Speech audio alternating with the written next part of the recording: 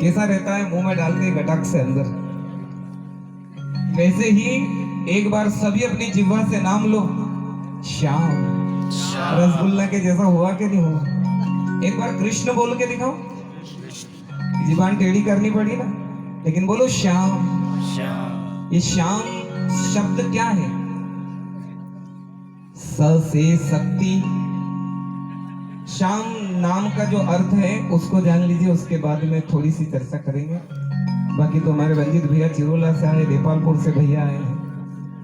स से शक्ति और य से युक्ति। स से शक्ति, य से युक्ति और म से मुक्ति का धाम बना। स से शक्ति, य से युक्ति और म से मुक्ति का धाम बना। और इन तीनों को जब जोड़ दिया तो शीश का दानी श्याम बना। बोलो श्याम प्यारे की जय हो। अब गागर में सागर भरने की बात कहिए। 3 दिन की शाम कथा को 15 मिनट में कहना है, संभव नहीं है, कोशिश करते। सुनो सुनो श्री श्याम कहानी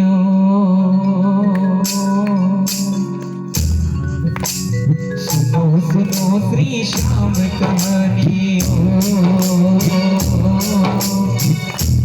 जय जय श्याम, जय श्री श्याम, जय जय श्याम, जय श्री श्याम, जय जय श्याम, जय श्री श्याम, जय जय श्याम, जय श्री श्याम, जय जय श्याम, जय श्री श्याम, जय जय श्याम, जय श्री श्याम, जय जय श्याम, जय श्री श्याम, जय जय श्याम, जय श्री श्याम।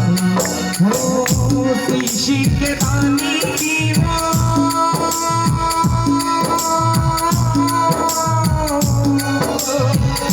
शीशी के दानी की वो अमर कहानी। श्याम कहानी सुनो श्री श्याम कहानी, श्याम कहानी सुनो श्री श्याम कहानी। चलिए सभी लोग, द्वापर युग में महाभारत था। महाभारत में 5 भाई, माता कुंती जब उस दुष्ट दुर्योधन ने लाक्षागृह में जलाने का षड्यंत्र रचा, विदुर जी ने मंत्री के द्वारा उनको एक गुफा से बाहर निकाला, 5 भाइयों को और माता कुंती को। और निकलते निकलते जंगल में हिडम्ब वन में जाकर के वहां रुके। उस वन में हिडम्बासुर नाम का एक असुर, एक राक्षस, उसने अपनी बहन, अपनी भगिनी हिडम्बा से कहा, मुझे मनुष्य की गंध आ रही है, लगता है आसपास कहीं मनुष्य और एक नहीं 6 कई दिनों का आहार हमको प्राप्त होगा। हिडम्बा ने जाकर के देखा तो सब सो रहे थे और एक जाग रहा था, वो था भीमसेन। उनको देख करके हिडम्बा जी मोहित हो गए।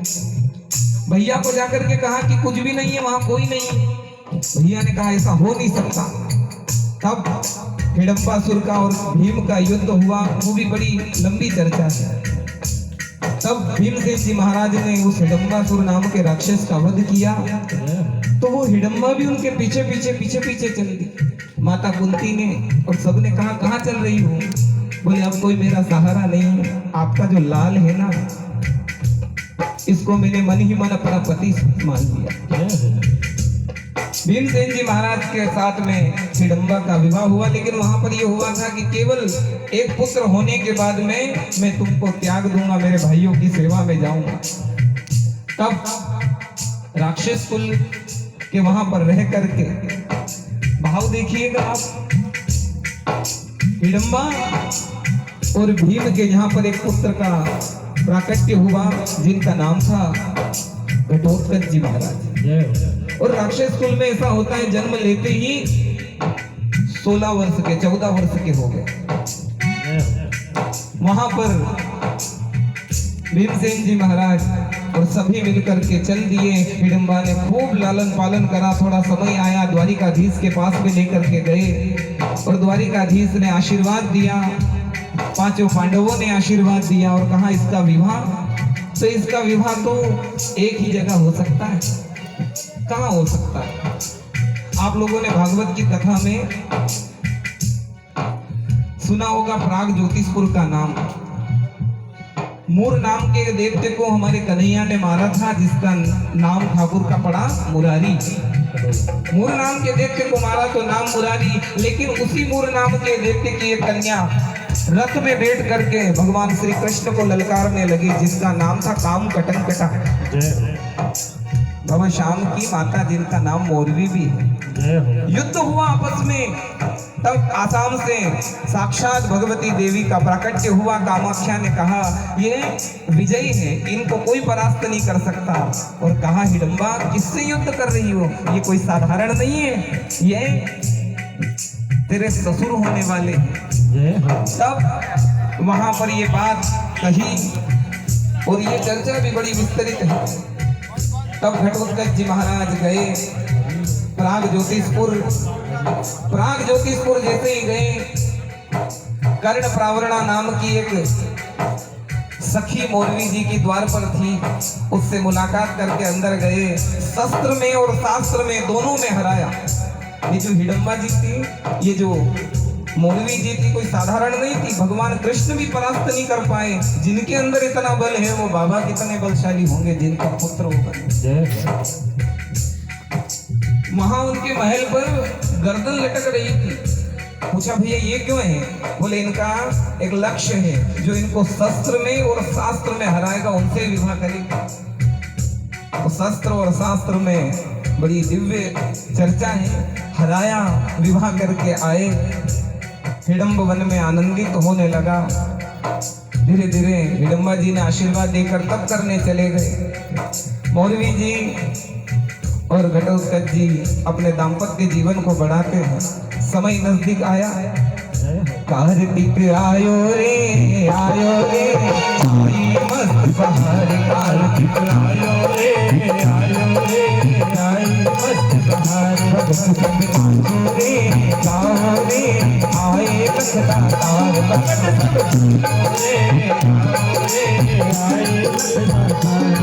वो श्याम जयंती आई सभी का मन हर्षाया रे। श्याम जयंती आई सभी का मन हर्षाया रे। वाले का आया रे।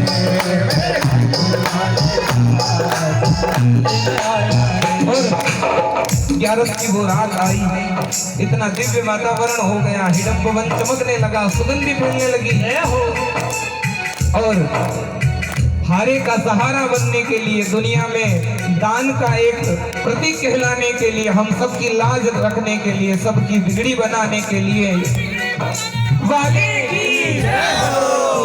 2 मिनट के लिए सभी बाबा के प्राकट्य के लिए ताली बजा के बोलिए। हिडम्ब वनानंद भयो, जय हो बाबा श्याम की। हिडम्ब भयो, जय हो बाबा श्याम की। हिडम्ब वनानंद भयो, जय हो बाबा श्याम की। हिडम्ब वनानंद भयो, जय हो बाबा श्याम की। जय हो बाबा श्याम की, जय मोरनी लाल की। जय हो बाबा श्याम की, जय मोरनी लाल की।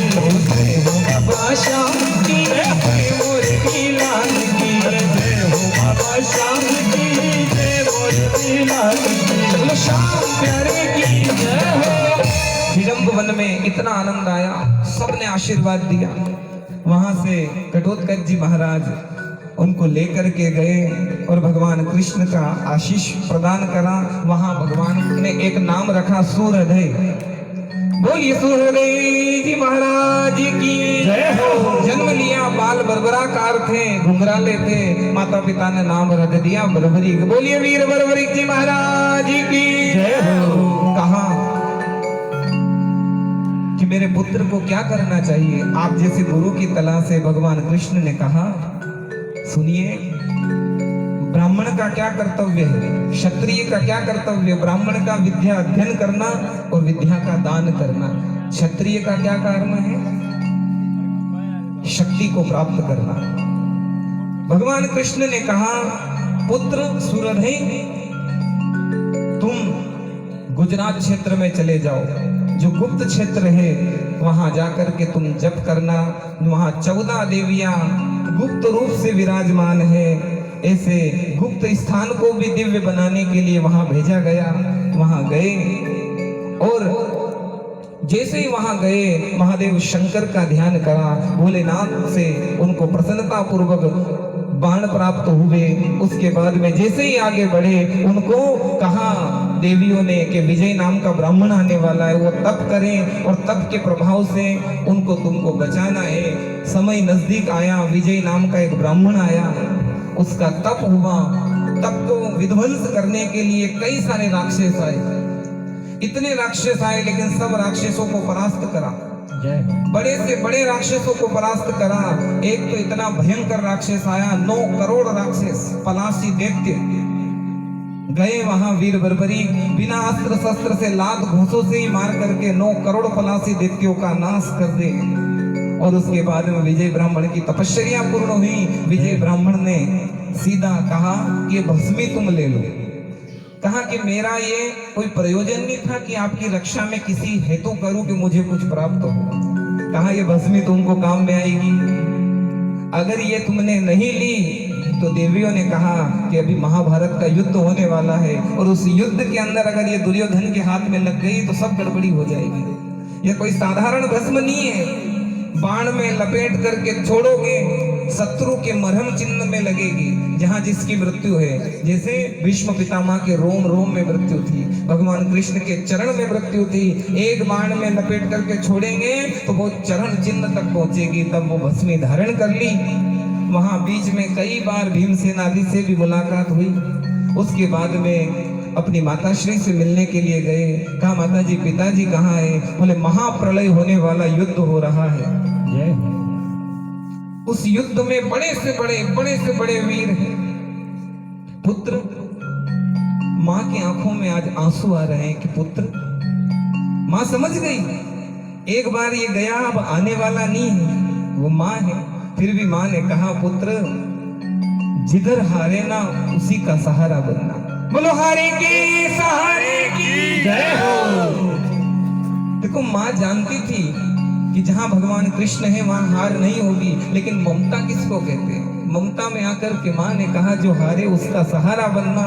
माँ का आशीष लेकर के चल दिए और जब चलने लगे पूरी रणभूमि थर-थर कांप रही है। नील वर्ण के अश्व का आवाहन करा और बैठे और जाने लगे।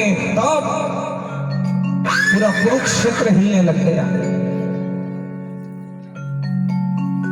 जैसे ही नीलवर्ण का आंसू आया उस पे सवार हुए बाबा और जब जाने लगे तो पूरे के पूरे महाभारत में हलचल मच गई कि ये कौन आ रहा है?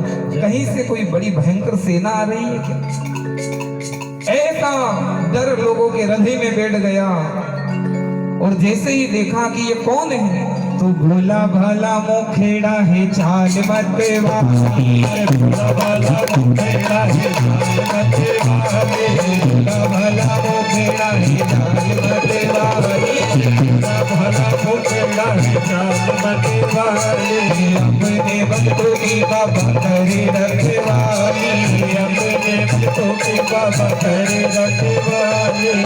दिल से पुकारा दर्शन देने आया है।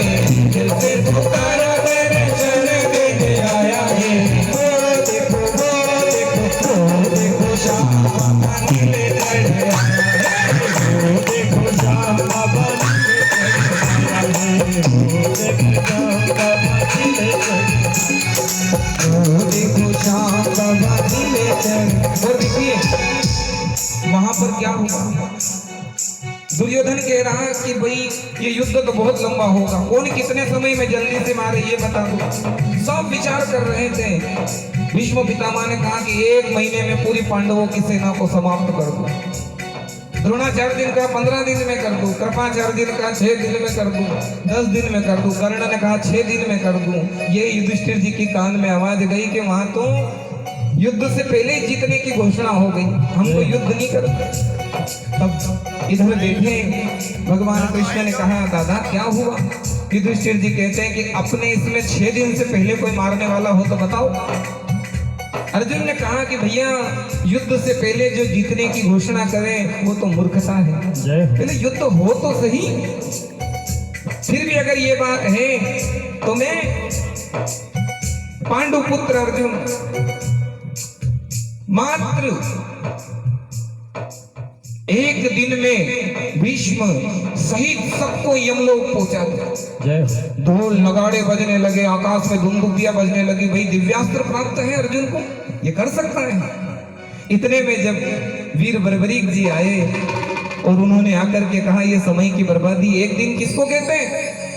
इसीलिए आप कितने भी मंदिर में जाओ, सब मंदिर में लिखा होता है श्री गणेशाय नमः, ओम नमः शिवाय, लेकिन दुनिया का एकमात्र मंदिर जिस मंदिर के द्वार पर लिखा हारे का सहारा हमारा, इनको जल्दी ही काम होता है जो भी इनके दरबार में जाता है। उन्होंने कहा भैया ये तो समय की बर्बादी है। मात्र एक मुहूर्त में 48 मिनट में पूरी के पूरी कौरव सेना समाप्त, सब स्तब्ध हो गए। भी ऐसा कैसे कर सकता है? भगवान कृष्ण तो समझ गए कुछ भी कर सकता है। उसी समय अर्जुन के मन में भाव आए, लेकर के गए कि कैसे कर सकते हो? तो जिस वृक्ष के नीचे आज बाबा विराजमान है ना, उसी पर परीक्षा दी। पीपल के पत्ते को एक बाण से छेदा, वही बाण पूरे ब्रह्मांड का चक्कर काट रहा कि एक और पत्ता कहाँ गया इस वृक्ष का। तो भगवान कृष्ण के चरणों की तरफ इशारा करने लगा। वीर बर्बरीक जी ने कहा प्रभु चरण हटा लीजिए। जैसे ही हटाया समझ गए कि ये कुछ कर देगा।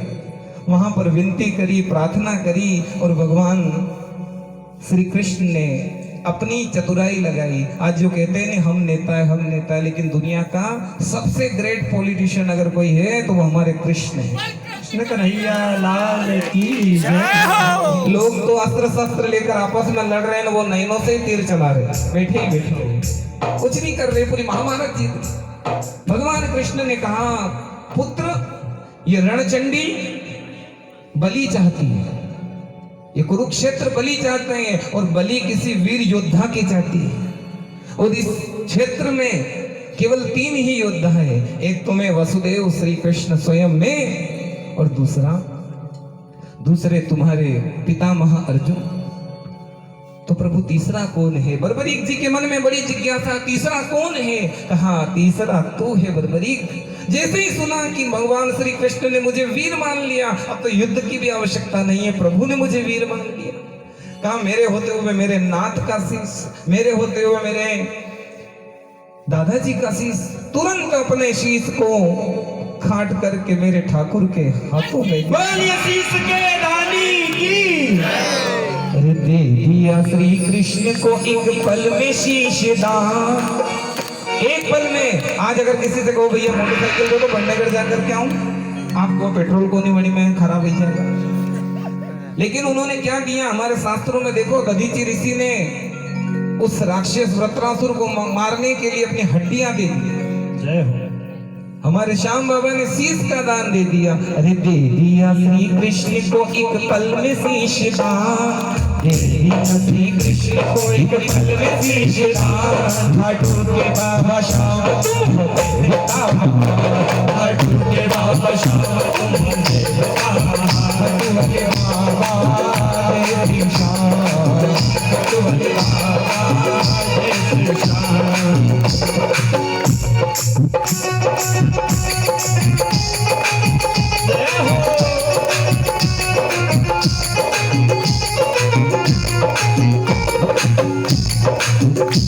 संसार झुक रहा है मेरे श्याम के आगे, संसार झुक रहा है मेरे श्याम के आगे। शीश झुकाते हैं कटु भाव के आगे, शीश झुकाते हैं कटु भाव के आगे, शीश झुकाते हैं कटु भाव के आगे, शीश झुकाते हैं कटु भाव के आगे। वो नहीं करता रहा कोई भी अंधा, वो नहीं करता रहा कोई भी अंधा। ठाकुर के बाबा श्याम तुम हो देवता, ठाकुर के बाबा श्याम तुम हो देवता। जो नए प्रेमी बैठे हैं, नए प्रेमी बैठे हैं ना, जो पहली बार कीर्तन में आए हैं, जो आते हैं वो तो बड़े प्रेमी हैं और हमारे राहुल भैया को बारंबार धन्यवाद कि यहाँ पर आपके बीच में मैं तो घर पे बैठा था, आपने कहा कि आपको चलना पड़ेगा पटी जी में, तो चले भैया साथ में लेकर आए। बहुत बहुत धन्यवाद कि आज बाबा की वाणी को कहने के लिए मन कब से तड़प रहा था। रतलाम में और बड़नगर में ही 2-3 कथाएं करी अभी जय, लेकिन जो पहली बार आए उनको मैं एक बात कहना चाहता हूँ, ये कोई अलग नहीं है। आपके घर में गांव में मंदिर होगा ना राम जी का, कृष्ण जी का। त्रेता युग में राम बना जय हो, यही हो। द्वापर में घनश्याम बना, कोई अलग नहीं है, ये वही है। आज कलयुग में आना पड़ा इसको। वो त्रेता युग में राम बना, द्वापर में घनश्याम बना, अपने भक्तों के खाते आज ये बाबा श्याम बना। कोई नहीं है इस कलयुग में, कोई नहीं है इस कलयुग में, तुम सा देव महान तेरा जयकारा है।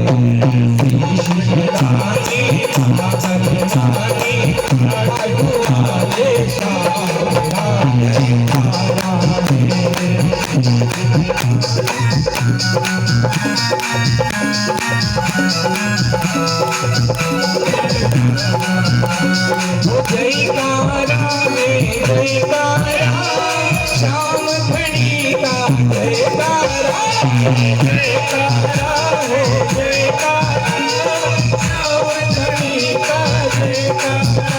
ओ शीश के दानी महाबलवानी, शीश के दानी महाबलवानी, जो घाटू वाले तेरा जयकारा है। शीश के दानी महाबलवानी, घाटू वाले तेरा जयकारा हो। 5 मिनट में मैं तो बस कीर्तन में आया था केवल दर्शन करने, जोत देने। जब महाभारत का युद्ध समाप्त हो गया, उस बीच की कई घटनाएं हैं, लेकिन समय नहीं उन चीजों को कहने का। घटोत्कच जी महाराज ने और भीमसेन जी ने खूब खरी खोटी भगवान कृष्ण को सुनाई, लेकिन वो तो 14 देवियों ने आकर के आशीर्वाद दिया। उस शीश को पुनः अमृत से सिंचन करके टीले पर विराजमान करा। महाभारत का युद्ध पूर्ण हो गया। भीम को अभिमान हुआ कि हमसे बड़ा कोई भी योद्धा नहीं है, 100 के 100 भाई को मैंने मारा। अभिमान आया और भगवान कृष्ण ने कहा, जिसने प्रत्यक्ष देखा है पूरा महाभारत उसके पास चलते हैं। अपनी आंखों से ऐसे ही ऊंचे टीले पर बैठे हुए वीर बर्बरीक ने पूरा के पूरा दृश्य देखा और पूछा, पुत्र तुमने क्या देखा? वीर बर्बरीक जी महाराज कहते हैं, आप सब तो कठपुतली की तरह नाच रहे थे। मेरे ठाकुर अपने सुदर्शन चक्र से और उनकी बहन अपने केशों को खोल करके रणचंडी के रूप में हाथ में खप्पर लेकर के रक्तपान कर रही थी। ये जो भी हुआ ये सब तो भगवान कृष्ण के नैनों ने ही कर दिया, ये सब तो उन्होंने कर। आज वहां पर भगवान कृष्ण बहुत प्रसन्न हुए और कहा, मेरे श्याम नाम से तुमको पूजे दुनिया सारी। पूरी दुनिया में तेरे नाम का डंका बजेगा, पूरे विश्व में हर जगह तेरा कीर्तन होगा, तेरी पूजा होगी। आगे आने वाले समय में कालांतर में जाकर के खाटू नगरी में तुम्हें वहां वास मिलेगा। वो वहां से वो शीश कई समय बाद में एक खटका नाम की खटवांग राजा की नगरी थी, वहां पर चला गया और मिट्टी दबते दबते बहुत ऊंचा हो गया। एक ब्राह्मण की गौ माता जी थी। देखो गौ माता जी का बड़ा दिव्य महत्व है। जो महाराणा प्रताप जिनकी पूजा करते एकलिंगनाथ जी महाराज, वो काई से प्रकट हुए? दूध से। गौ माता ने दूध का संचार करा, तब जाकर के एकलिंग जी महाराज प्रकट होकर के आए। नाथद्वारा में जो विराजमान है वो गोवर्धन की गुफा में से कैसे निकले? श्री जी बाबा वो भी गैया के दूध से, तो बाबा श्याम भी ऐसे ही निकले। एक ब्राह्मण की गाय चरने जाती थी, वो प्रकट हुए श्री श्याम दूध गौ माता का पीते। अरे प्रकट हुए श्री श्याम दूध गौ माता का पीते। वो प्रकट भये श्री श्याम दूध को माता का पीते, प्रकट भये श्री श्याम दूध को माता का पीते, ओ माता का पीते दूध को माता का पीते, माता का पीते दूध को माता का पीते। ब्राह्मण की गैया चरने जाती, रोज दूध झाड़ देती। चराने वाले को उनके मालिक ने डांटा, देखा दूध कहाँ जाता है। गांव के लोगों ने खुदाई करी और धीरे धीरे खुदाई करने लगी तो अंदर से आवाज आई, धीरे धीरे करना का। अंदर से श्याम बाबा ने आवाज लगाई है, धीरे धीरे करना का, दूध गौ माता का पीते, दूध गौ माता का पीते। आवाज आई ना तो गांव के लोग डर गए कि भाई भूत ऊत तो नहीं है, भाग गए। फिर लोग आए, करने लगे फिर से खुदाई, भीतर से आवाज आई, करने लगे फिर से खुदाई, भीतर से आवाज आई। दूसरी बार खुदाई करी तो क्या आवाज आई, देखो मैं हूँ बाबा शाह। आवाज आई, देखो मैं हूँ बाबा शाह, दूध गौ माता का पीते, दूध गौ माता का पीते। और श्याम बाबा वहां से प्रकट हुए, शीश पे धारण करके सभी लोग ले जाने लगे और कीर्तन कर रहे थे। जब पहली बार बाहर निकले लोगों ने कीर्तन करा तो बाबा को कीर्तन प्यारा हो गया। कहाँ हो हुए थे, महिला कुंड से, जो अंदर महिला कुंड है ना वहां से प्रकट हुए बाबा और वहाँ विराजमान हो गए। आज भी सतत सेवा चलती है, आज भी वहाँ पर आनंद हुआ है। वो आ गया खाटू वाला, वो आ गया खाटू वाला, गया खाटू वाला, वो आ गया खाटू वाला, ओ मोहन मुरली वाला, ओ मोहन मुरली वाला, ओ नीले कोड़े वाला, ओ नीले कोड़े वाला, आ गया खाटू वाला, वो आ गया खाटू वाला, आ गया खाटू वाला, वो आ गया खाटू वाला। तो मेरी वाणी को विराम दूं, लेकिन सच बताऊं, मैंने घर में कथा करी थी तो यही दरबार सजा। जय हो। गजब दरबार है, गजब श्रृंगार है, गजब दरबार है, अजब श्रृंगार है। तुराई लूणवार दे, नजर उतार दे।